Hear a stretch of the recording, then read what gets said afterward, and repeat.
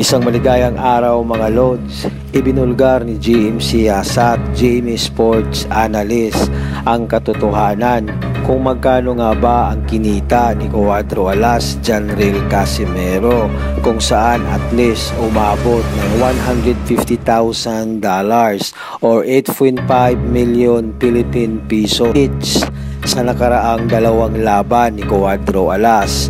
Una against Rayo Acajo at former WBO Global Super Bantamweight Champion Pilipos Ngitombua. Dagdag pa ni GMC Asat, despite na hindi pang World Championship bout ang dalawang laban ni Cuadro Alas, still pang championship money naman ang kinita ni Cuadro Alas, Janril Casimero. At si GMC Asat din ang may sabi na mas malaki pa ang kinita ni Casimero kumpara sa ating mga kababayan na sina 2 Division World Champion and current Unified Champion Marlon Nightmare Tapales at former title challenger Zed Bornia. Kaya hindi na nakapagtataka na nakakuha ng Planita, Boxing Gym at iba pa ang angas ng Pinas, Cuadro Alas, Janril Casimero, na hindi naman niya kinita sa poder ng MP Promotion. Mas malaki pa ang kita ni Gibbons at kupit ni Butike. Hanggang dito na lang mga Lods. Maraming salamat.